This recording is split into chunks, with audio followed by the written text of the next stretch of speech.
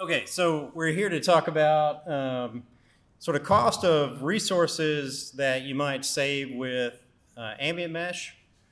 So first off, I want to give a little shout out to my colleague who couldn't be here today because he had his son was sick last night. He was actually here at the Rejects conference and had to fly home, but he'll be home. He'll be here later today, and hopefully you can run into him. If you do, he's a great guy.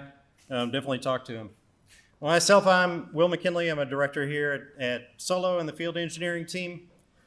And also a thank you to Christian and Greg, who are on Lynn's Hoot recently talking about this subject. They did all the research here, so I'm just here to talk about it. But definitely go and take a listen to that YouTube video. It's quite good. You'll get info straight from the people that worked on this.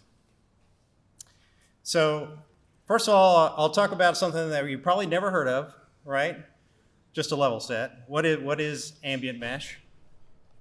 And ambient mesh really is just a separation of L4 traffic and L7 traffic in a couple of different proxies, right? So we're going to look at the Z tunnel, right, which is your L4 traffic, and then something called a waypoint proxy. Now, the Z tunnel will use identity. So if you're looking at just deploying a bunch of microservices and you want those microservices to be secured identity-wise within Istio the traditional way that you would see with SPIFFE IDs, then Z tunnel will work for you, and you can see through this talk how beneficial that will be for you.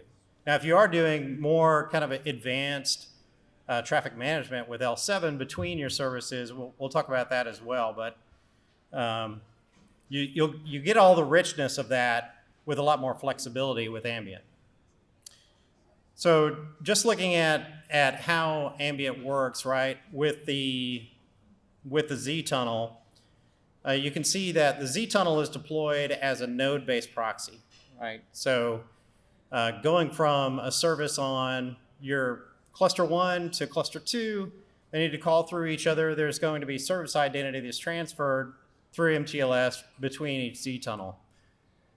This also works on the same node as well. It will still go through the Z tunnel to establish that identity, so you can still use your authorization policies that you would have normally used with service mesh. Now, the waypoint proxy obviously is going to give you the kind of advanced functionality above what you're seeing with that Z tunnel. And we'll talk about how you deploy those. It gives you a lot of configurability in terms of deployment architectures, and we'll just show you how we did this within our testing. So there are some resource implications of taking a sidecar-based approach, and it's not that it isn't very useful, because it is a very uniform approach, right? But if you think about like the traditional book info application that comes with Istio, and it's a polyglot application, it's a microservices-based application, and if you wanted to scale this up to handle a bunch of traffic, what you would need to do is determine what number of replicas you needed to run for each of these backend services. So maybe, like reviews is a little bit, non-performant, and you wanted to scale that up. Each time you do that, though, you're going to carry along another replica of the sidecar along with that. So you can quickly see that if you're scaling up, 3x in this situation where I've got 4 applications, one of them has 3 different versions, and so on the left-hand side I've got 6 proxies. When you scale that up, you're going to have 18, right? If you're assuming you're scaling that up in a uniform way.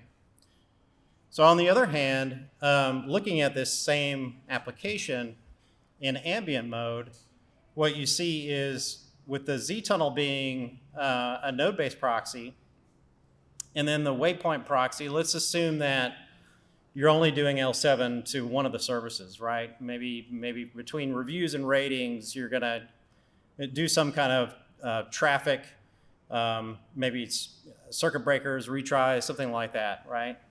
And so you need L7 there. In that case, you can separate the deployment strategies between scaling up the application, which may not be as performant, and that L7 proxy. So the waypoint proxy, you may only need one, seeing that it's based on service identity, right?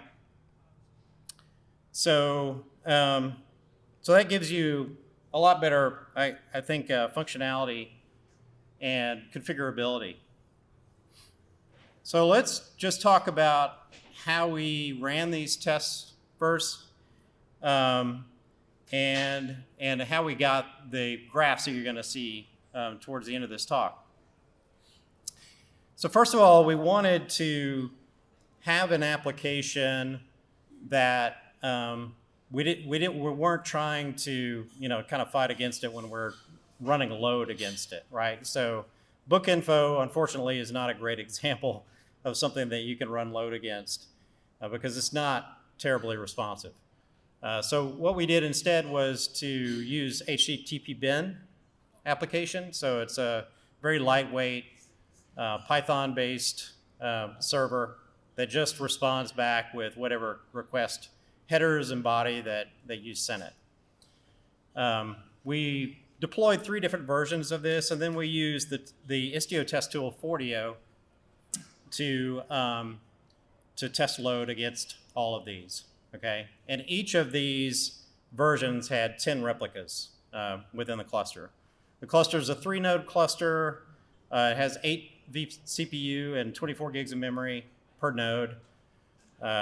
So you can sort of take that as our standard that we ran against and extrapolate for your conditions, right? And then we ran it in 3 modes. So we ran it in the sidecar model. Then we ran it with just using the L4 Z tunnel. And then we ran these same tests with both the Z tunnel and L7 waypoint proxies, okay? So that you could compare each of these.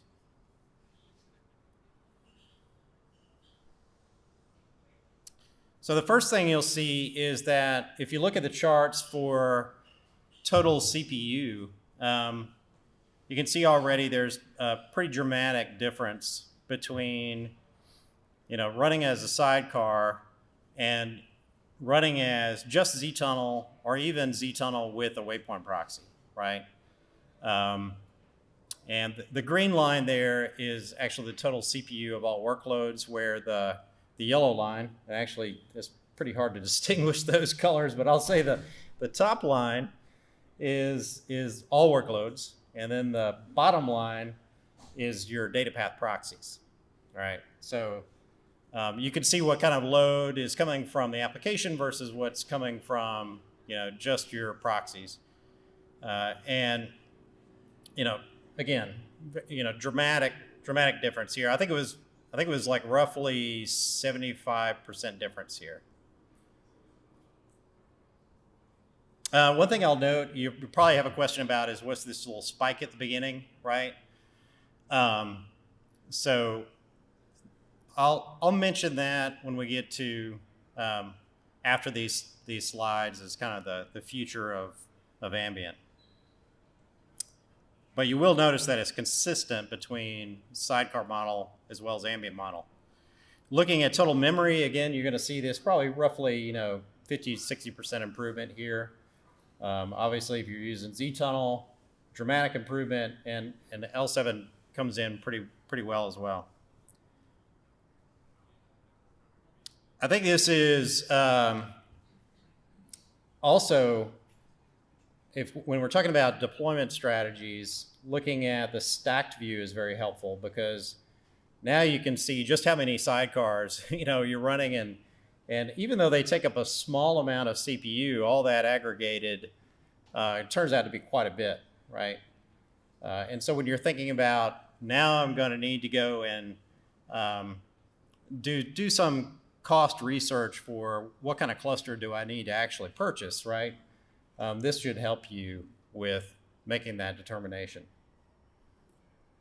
And there's also the memory stacked view there.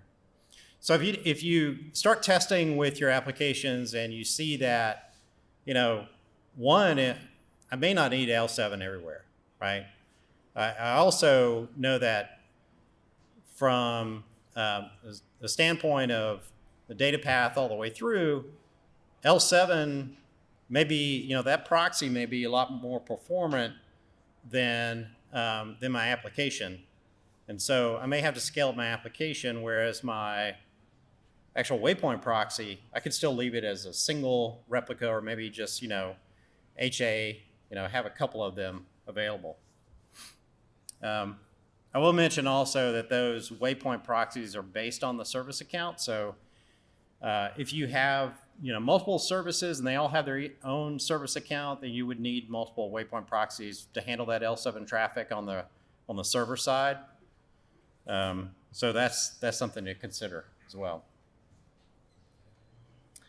Looking at this just in a table format, you can see here like the number of containers required in our setup, 31 with sidecars, whereas even with the L4 and L7, you're at 6 containers. Okay. In terms of CPU, again, you're looking at 3 vCPU for running this entire example versus, just a fraction of a CPU, like roughly a half a CPU in the L4 plus L7 case. And then total memory, again, we're talking fractions here, right? So just kind of key takeaways here is that, one, Ambient is pretty new, right?